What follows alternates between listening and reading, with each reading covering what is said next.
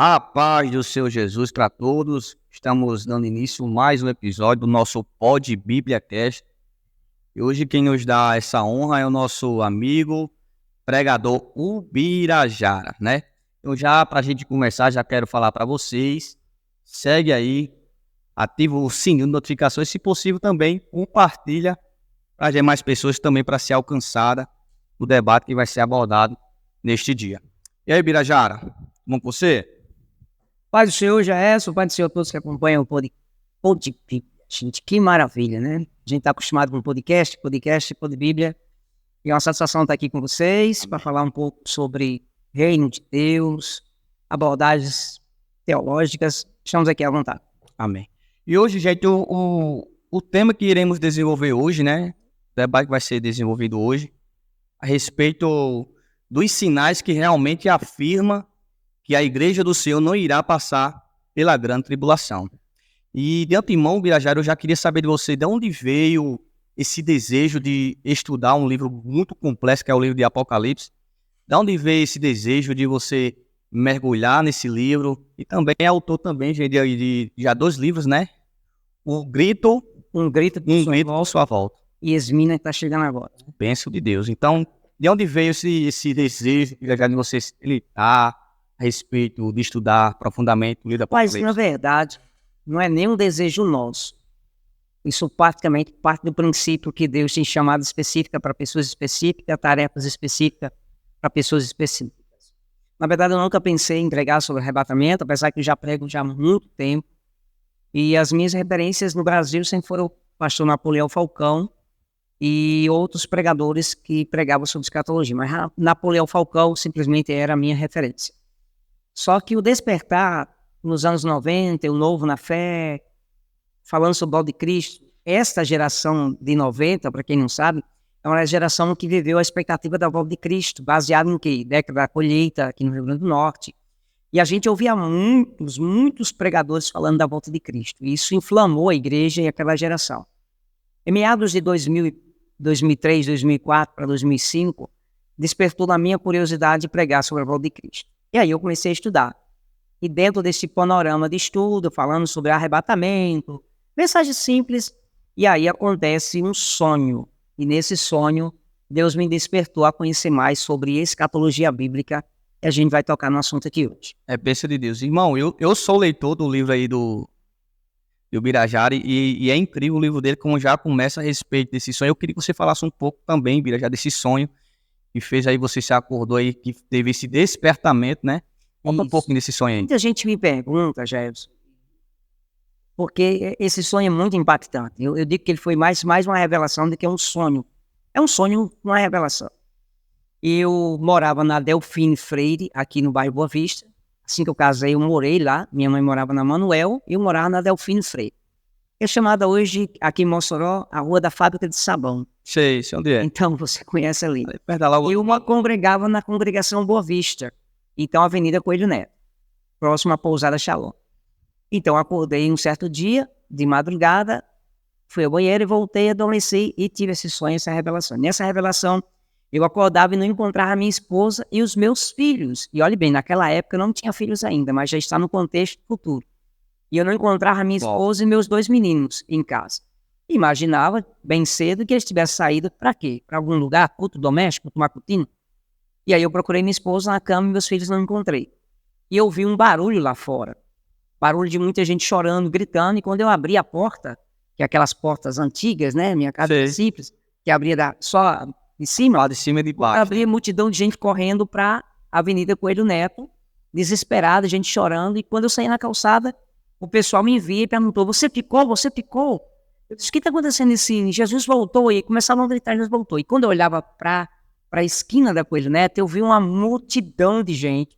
Eu não sei se os pessoal mais velho lembra dos comícios que existiam em Mossoró, né?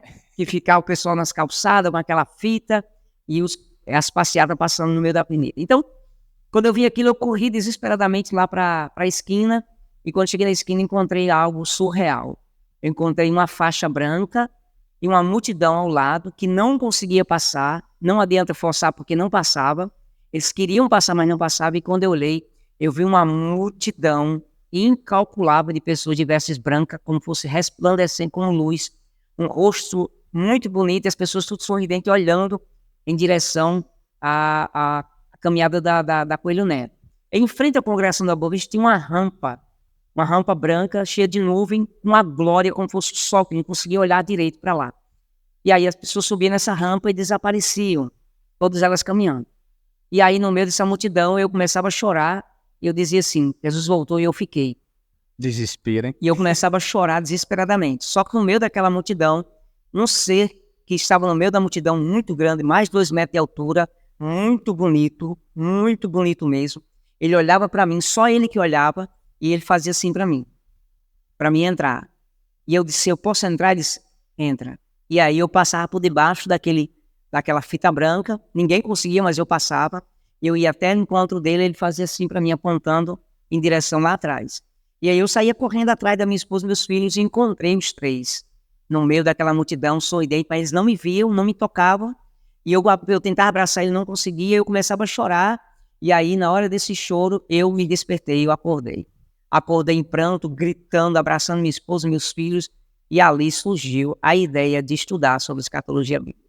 Muito 10 anos depois, de estudando afinco, profundamente, dedicado, pregando sobre a volta, mas a mente minha era um sonho, eu ficava. Só que depois de 10 anos, eu tive um novo sonho. Eu conto para vocês daqui a pouco. show de bola. Maravilha! Birajara, sabemos que esse livro, como tem diversas linhas de raciocínio, existe o pré, o pós E o mestre? e o mestre, né?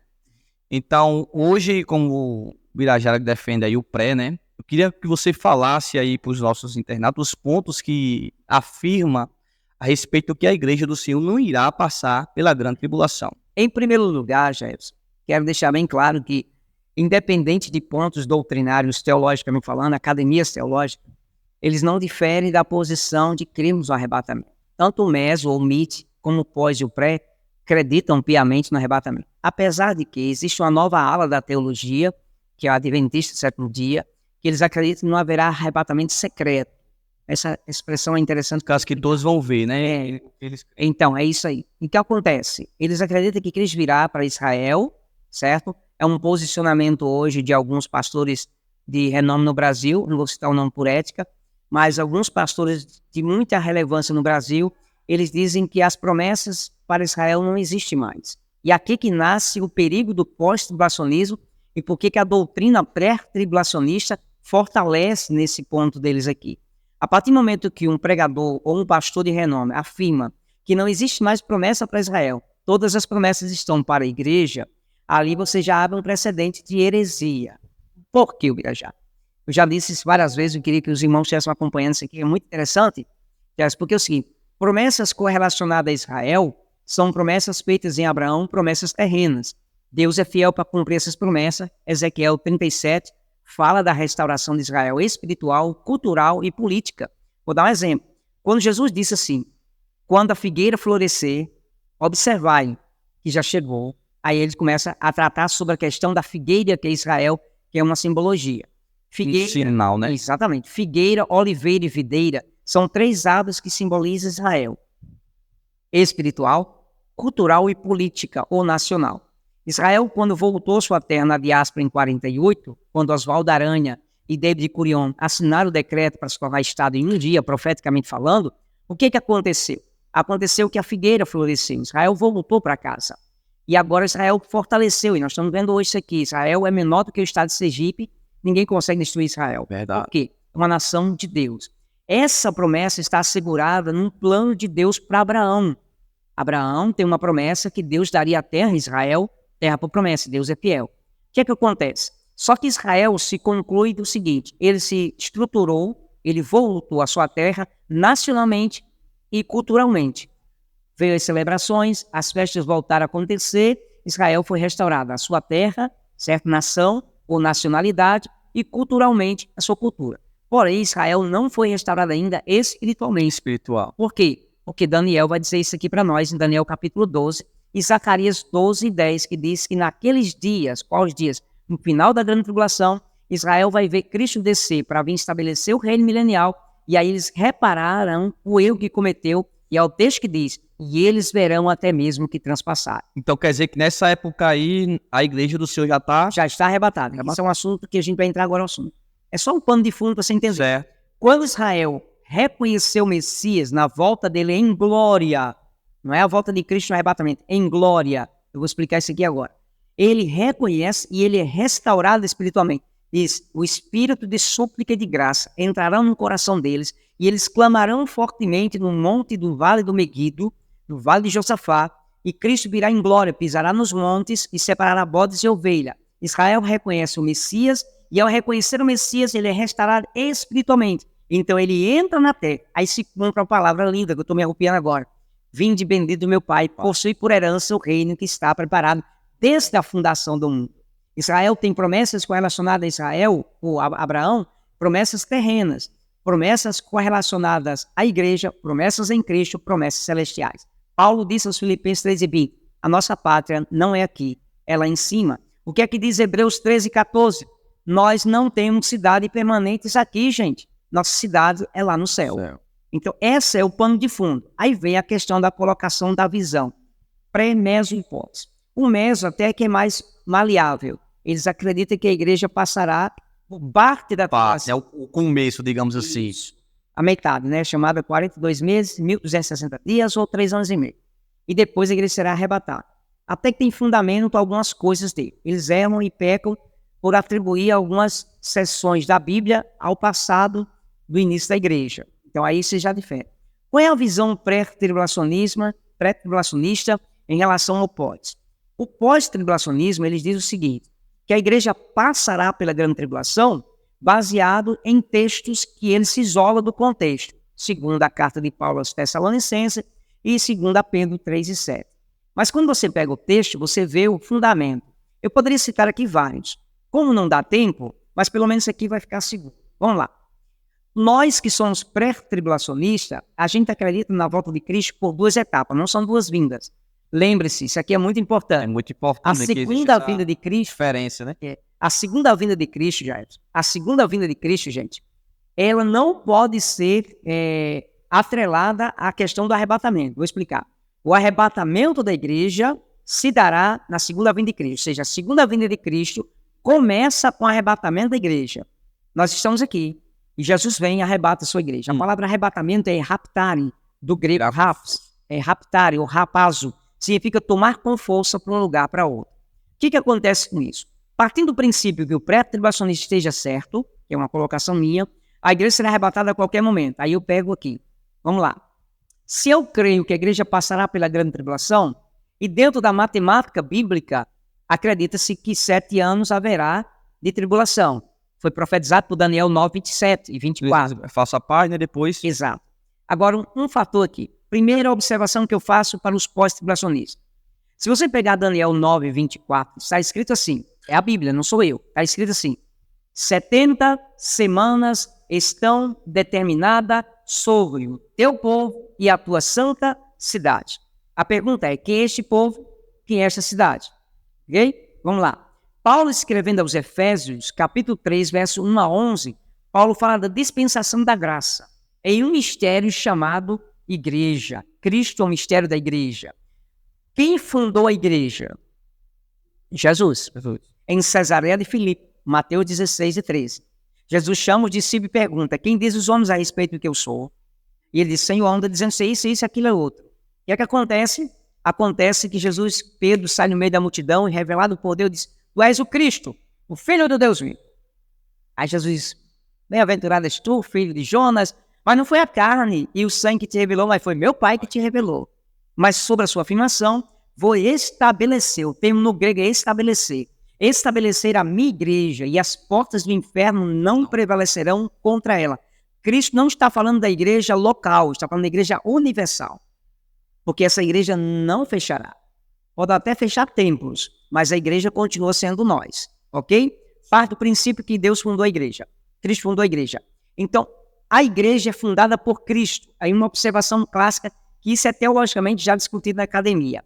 Você sabia que nenhum profeta do Antigo Testamento viu a igreja? Porque Paulo disse que esse mistério estava oculto durante séculos e gerações. Colossenses 1, 26 e 27.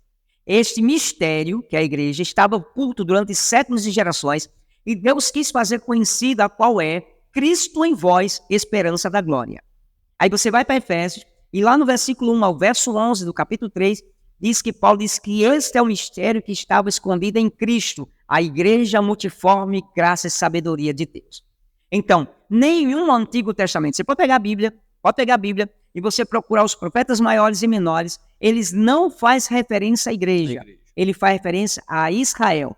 A grande tribulação, ou as 70 semanas de Daniel, é para Israel e não para a igreja. Então faz essa distinção aí, no caso, a grande tribulação, sim, Israel vai passar, isso, mas não a igreja. Exatamente, vamos lá. Se você pegar o capítulo 12 de Apocalipse, o pastor Venâncio está aqui conosco, que é mestre de Bíblia, sabe isso aqui. No capítulo 12 de Apocalipse, apresenta-se um dragão e uma mulher. Sim. Ok? Aí diz assim, mas os católicos dizem que aquela mulher é Maria, dispensa. Mas os pós dizem que aquela mulher é a igreja, dispensa. Por que é Israel? Vamos lá? Olha os símbolos, agora vem a questão da simbologia. Olha os símbolos que estão em torno da mulher. O sol, a lua e 12 estrelas. Se lembra de Gênesis 37? Quando José acorda e tem um sonho, sim, ele vê o sol, a lua e 11 estrelas, porque ele era a 12ª. Representava quem? Jacó, sua esposa e Israel. As tribos, né? As tribos. E tem mais. Isso aqui é uma observação que eu faço sempre. A gente poderia discutir muito, mas um termo. Vamos lá para o termo agora. Vamos lá. A grande tribulação não é para a igreja. Porque a igreja não precisa ser mais provada. Segundo, quem persegue, o diabo persegue Israel e não a igreja. Vamos lá. Apocalipse 7. Os 144 mil selados. A dúvida está pertencente aqui. Eu posso perguntar para você. Já, Everson, irmãos, quem são aqueles 144 mil? Se você perguntar para um pós-tribulacionista, é um mistério. Ele vai dizer o seguinte, é as 12 tribos de Israel. Porque está escrito, ninguém pode tirar o que está escrito. Nada podemos com a verdade, senão pela verdade. A Bíblia é quem diz que 144 mil serão selados. Aí ele começa, e a própria Bíblia diz, em Apocalipse capítulo 7, 12 mil de cada tribo, e dá os nomes de cada um, cabeça por cabeça. Esses são chamados de remanescentes. São as testemunhas no período da grande tribulação, que eles não serão tocados. Observe. No caso, esses aí são as pessoas que vão ficar na grande tribulação, ainda propagando o evangelho. Exato. São remanescentes de Israel, que anunciarão o evangelho do reino, a partir da grande tribulação, a entrada do milênio. Sim. E aí é uma outra pauta bem interessante, que houve agora discussão na escola dominical. O que é que acontece com isso aqui? Capítulo 7 de Apocalipse diz que 144 mil serão selados, ok? Sim. Perfeito. Aí você vai agora para o capítulo 9. No capítulo 9 são agora a questão do juízo de Deus sobre a terra, que vai abrir selos, trombetas e taças. Aparece do abismo gafanhotos com ferrões de escorpiões para ferir os homens da terra. Está escrito, capítulo 9, versículo 3 em diante. Só que aqueles gafanhotos, quando fala de gafanhoto, é uma simbologia falando de Joel, que os gafanhotos destroem a vegetação e consomem toda a riqueza e espiritualidade de Israel. Há um princípio de prosperidade. Se você pegar Joel, capítulo 2, versículo 24, é o seguinte: as eiras se encherão de trigo e os lagares transbordarão de vinho e de azeite. Existe, Jair, um princípio de prosperidade de Israel, e não é riqueza de dinheiro. Era vinho naquela época. Vinhos e a eira cheia de trigo. A eira é uma parte da terra que é limpa, onde coloca o trigo, bate para que a palha suba e separa. E aí, eles tendo trigo e vinho, era riqueza para eles. Era quem tinha riqueza, vinho e azeite. Princípio de prosperidade para Israel, azeite e trigo. Aí o que é que acontece? Jesus, quando revela João, no Apocalipse, gafanhoto, Joel diz que acontece 4 gafanhotos: o devorador, o destruidor, o migrador e o outro que eu agora esqueci, que eles comem. Primeiro come a folha, come as cascas, depois come o tronco e depois come a clorofila, que é a vida destruída. Então a vegetação foi destruída. No capítulo 9, a ordem de Deus é Deus. Olha Deus no comando aqui. Se lembra de Mateus 24, 22, diz o seguinte: se estes dias não fossem abreviados, nenhuma alma se salvaria. Esses dias é a grande tribulação. Deus tem tanto limite na grande tribulação para Israel e para a nação, a igreja não está no cenário, por quê? Até 5 meses a morte ficará presa. Só 5, não mais do que isso. É a Bíblia que diz na grande tribulação. Apocalipse, capítulo 9, versículo 5 e diante. A morte, é nesse contexto que eu estou falando aqui. A morte estará presa durante 5 meses. Ninguém morre. Mas se o cara jogar lá de cima de um prédio e cair, vai ficar sofrendo no hospital, mas não morre. A morte será presa. Aí quando diz que a morte vai fugir de vós. Exatamente. Vamos procurar a morte e caia sobre nós os mortos não cair. Mas vamos lá, capítulo 9, para encerrar essa pauta aqui da explicação. Os gafanhotos saem, que são demônios que estão presos no abismo. Estado intermediário da morte, lembrando, gente, isso aqui é muito interessante. Escatologia, já existe duas partes da escatologia. Escatologia coletiva, onde abrange arrebatamento, tribunal de Cristo, boda do Cordeiro, milênio, grande tribulação, juízo final e as 7 igrejas da Ásia. E escatologia individual, que é só o estado intermediário. Para onde vão os mortos? Então, o que acontece? Quando Jesus fala sobre a questão do abismo que separa o Hades do paraíso, lá estão presos demônios perigosíssimos, que capazes de destruir a terra toda, se Deus permitir. São poderosos, estão presos no abismo, com correntes. Eles serão soltos na grande tribulação. E diz que eles sairão como, aí ele dá a simbologia como se fosse um escorpião, com ferrões de escorpião, gafanhoto com ferrões de escorpiões para ferir a terra. Mas aqui está uma coisa linda. Olha a ordem que Deus dá. Não toque nas vegetações, porque gafanhoto come água. Sim. Não toque nas verduras e no verde. E nem toque naqueles que têm um sinal. No caso que são os 144 mil. Mas o resto fere. Então, se 144 não é a igreja, e a igreja está na grande tribulação, então a igreja será ferida por esse demônio. Seria contraditório. Estou pegando aqui, no caso que se for só para não tocar os 148 mil, então quer dizer a igreja em si, se tivesse tratado, ia ser tocada. Exato. Aí vamos lá, vamos abrir um precedente aqui. O que Deus colocou assim? Não toque na verdura, não toque no 144 e não toque na minha igreja. Vou dar um exemplo aqui. Do capítulo de número 5, do capítulo 6, na verdade. Do capítulo 5, do capítulo 4, vou voltar para o 4. Do capítulo 4 ao capítulo de número 18, a igreja não está no cenário da terra. Aí eu precisei isso aqui porque eu gosto disso aqui. Escatologia bíblica é bom por isso. Por isso que os pós precisam ler isso aqui. E é um artigo que eu lancei para os pós agora ler. Não sei se eles vão ler, mas eu mandei para eles ler aqui. Inclusive já Everson, você, o pastor Venâncio, Gelan, tudinho, deve ler esse artigo. O que acontece? Isso é um princípio teológico. Vamos lá. Você sabia que existe na escatologia, no Apocalipse, representações da igreja na eternidade? Quando o capítulo número 4, esse primeiro acontece, diz o seguinte, olha, ouvi uma voz do céu, uma porta aberta, com voz de trombeta que dizia, sobe aqui e eu vou te mostrar as coisas que em breve hão de acontecer. Então, nesse momento, João é arrebatado e ele agora está no cenário do céu. Se você pegar o texto, capítulo 4, capítulo 5, é chamado de Teologia do Trono. É onde João está dentro de um cenário, ele vê um trono, cordeiro, leão, querubins, serafins, anjos, 24 anciãos e muitas outras coisas como glória, trovões, relâmpagos, arco-íris, um monte de coisa. João é impactado no capítulo 4 e no capítulo 5, João agora não sai do cenário. Ele observa no trono, quem está sentado no trono tem um livro selado com 7 selos. E no meio dos louvores, daquela aura de louvor no céu, paira um silêncio. E esse silêncio entra um ancião dizendo, ninguém foi digno de abrir o livro, desatar os seus 7 selos. Ele chora, tal, né? Tal. Aí disse, e eu chorei muito. Aí o ancião chega e disse, não chore mais, isso aqui é o leão da tribo de Judá. Na hora que ele fala o leão da tribo de Judá, João está centralizado. Aí João disse, e eis que vi um cordeiro como tinha sido morto no meio deles. Mas observe, isso aqui é lindo demais, cara. Se você ler o texto, capítulo 5, até bom você pregar isso aqui. Quando ele vê o cordeiro, que o cordeiro sai em direção ao trono para pegar o livro, que pega o livro, todos que estão curvados ficam de pé. Glória a Deus. Representando Cristo, leão representa reinado, cordeiro representa sacrifício, humanidade e deidade de Cristo. O que é que acontece? Mas diz que os anciãos são 24 anciãos que estão ao redor do trono. 24 anciãos. 24 tronos com 24 coroas. Aí observa agora aqui. Aí você mata a charada. 24 anciãos. A palavra ancião no grego é presbíteros. Entendeu? A palavra ancião no grego é presbítero. Você sabia que na angelologia ou na teofania não existem atributos de classe de anjo com esse nome? Não. Querubim é querube, aquele que assiste à glória. Serafim é aquele que arde como fogo.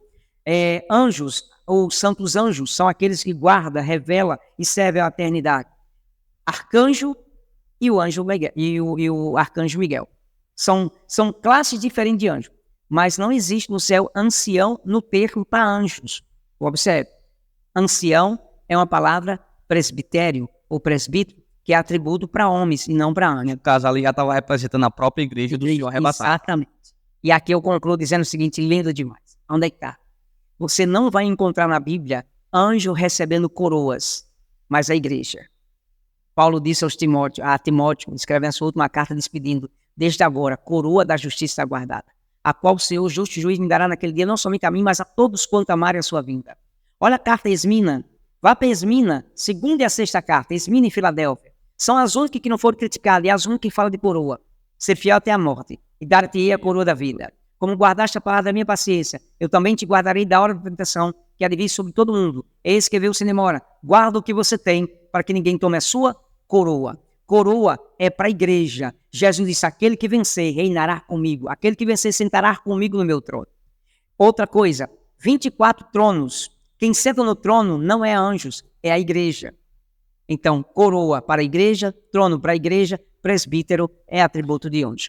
A igreja está na eternidade já glorificada.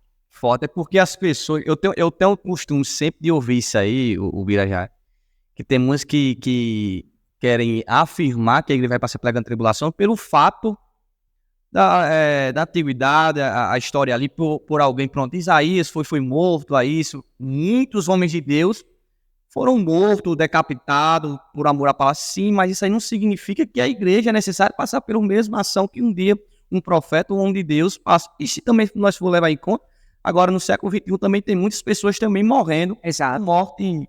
O martírio, na verdade isso aqui, inclusive Esmina, meu livro de Esmina é um livro sobre martírio.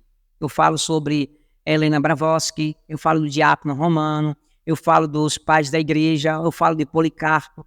Por que esses homens morreram? Olha só, parte desse princípio aqui. Jesus olha para Esmina e diz o seguinte, vocês precisam ser fiel até a morte, em circunstâncias de morte. Se vocês conseguirem ser fiel até em circunstâncias de morte, em lugar da morte eu vou te dar uma coroa de vida, vida eterna. Os martírios ou os mártires sempre existiram. Aí eu vou isentar isso aqui. Peraí, até hoje. os 12 apóstolos, com exceção de João, evangelista do Apocalipse, que é a segunda teologia, acredito que ele morreu de morte natural, mas o restante morreu de mortes, meu amigo, espolado, de cabeça para baixo, cortado o pescoço como Paulo e outros, tudinho. Esses caras mereciam passar por isso, porém, aqui que está a base, Jair. Eu disse uma certa feita, foi até na Rádio Libertadora, lançamos uma pergunta e o irmão, você se lembra que quando surgiu um hino de Chaga Sobrinho aí, vai dormir tranquilo, ele tem promessa, ele cumprirá, não foi? Baseado sobre esse hino, e um hino também de um cantor que eu não estou lembrado, acho que era Sérgio Lopes, que... Ele tem promessa, não morre aquilo. Ele tem promessa, não morre, tudinho. E aí surgiu uma série de pregações dizendo, se você tem promessa, você não vai morrer, porque Deus tem que cumprir no tempo. A minha pergunta era sempre essa, quem tem promessa pode morrer? E eu fiz isso na Rádio Libertadora. E aí os irmãos ligavam, diziam que sim, outros diziam que não, outros diziam sim. E aí eu tive um conflito com uma irmã. Uma irmã ligou para a rádio e pediu para entrar ao vivo, disse que não podia ao vivo, né, porque o pastor Wendel não permitia. Mas ela ligou ao pastor Wendel, pediu permissão, queria refutar a minha pergunta, meu argumento e tal. Era eu e Bruce Liang, né? Vou perguntar isso a Bruce Liang, que ele lembra. E aí a irmã entrou e a gente colocou ela no ar. E aí ela comprou a briga com a gente, disse, irmãos, quem tem promessa de Deus não morre. Desse jeito ela foi a pauta dela. Tá bom, irmão, então me mostre na Bíblia agora. Ela disse, todas as pessoas que Deus seria que a pessoa, vamos dizer, o Birajara, você tem uma promessa e você morreu e Deus não cumpriu. Que Deus é esse? Ela disse, tá certo, irmão. Agora você já leu Hebreus 11, 13, 11, 39? Ela disse, já li Hebreus. Não leu esse versículo. Diz o seguinte, e eles viram a promessa, mas não mas não entrou na promessa. Porque Deus reservou uma promessa maior para ele. 39. Deus reservou uma promessa. Quem tem promessa para ele, pode. Agora, aqui está a seguração. O seguro. Você tem uma promessa de Deus? Tem. Mantenha fiel. Aí Deus vai cumprir. Agora, mantendo fiel ou infiel, Deus cumpre no princípio da questão da promessa. A maior promessa da Bíblia é a promessa eterna. As promessas materiais são promessas suscetíveis àquilo que a gente faz para Cristo. Buscai primeiro o reino de Deus e as suas justiça e mais as coisas tudo fará. Então, é mais ou menos isso aqui que a gente implica sobre a questão de promessas na questão do campo. Aí vamos lá. Aí você vai para Noé, você vai para Enoque, você vai para Moisés. Aí você tem um monte de contexto aí em relação ao arrebatamento. A base é mais assegurada sobre isso mesmo. Eu já quero também deixar aí para os internautas que estão aí nos ouvindo e nos vendo.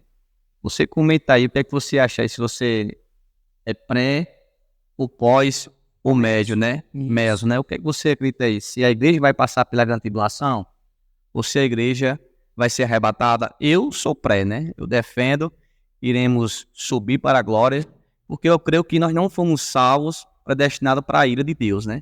E olha, Jefferson, que eu coloquei só um ponto. Existem os 3 maiores pontos que nós defendemos sobre o pré.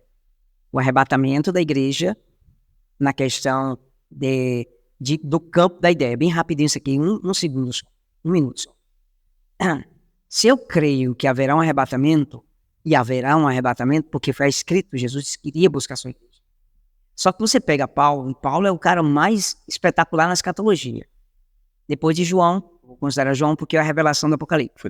Mas Paulo, antes de João, foi o cara mais falou de escatologia. Paulo fala da volta de Cristo nos ares. Olhe bem. Olhe bem. Quando Cristo voltar a buscar sua igreja, ninguém vai ouvir toque de trombetas soando no mundo. Só a igreja ouvirá.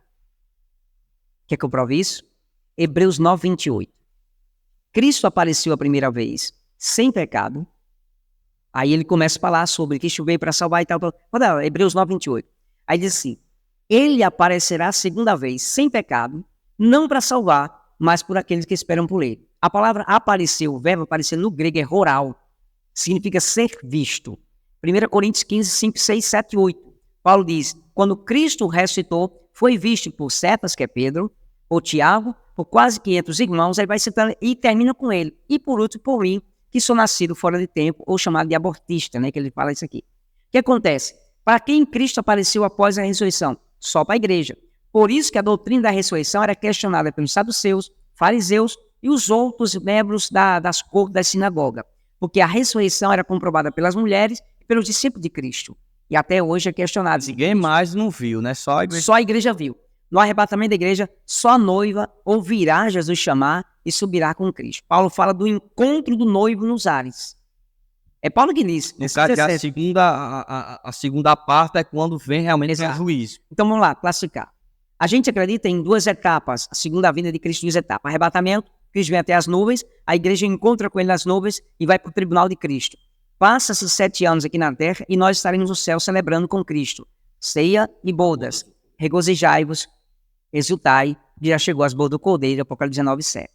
Quando terminar a grande tribulação, aí vem Apocalipse 19, 11. E vi um cavalo branco, Cristo, montado nele, e diz que seguia um exército do céu, de vestidos de linho finíssimo e branco como a lã. Apocalipse 9, 7. A noiva está vestida de vestidos linho finíssimo de brancas lã. A igreja vem e Cristo vem. Aí acontece Apocalipse 1, 7. E todo olho verá. Aí isso aí é a segunda parte. Segunda etapa. Cristo vem para descer na terra. Olha, na primeira vem nas nuvens. Na segunda, ele pisa no Monte das Oliveiras. Onde ela vai se fender, ele separa e estabelece um reino milenial. E aí um assunto mais para outra pauta de outro podcast. Bem... Em nome de Jesus, né? Você vai vir mais vezes aqui. Gente, já vamos partir para o final, né? Eu já quero deixar aí o Birajara, agradecer a ele. Eu que estar disponível, né? Disponibilizar, aceitar nosso convite. Debater um pouco disso aqui, tem muitas pessoas se embaraçando, né?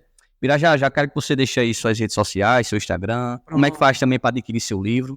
Fala aí para quem estiver interessado. Redes sociais, né? Você pode pegar o Instagram, o Birajara Almeida 1, né?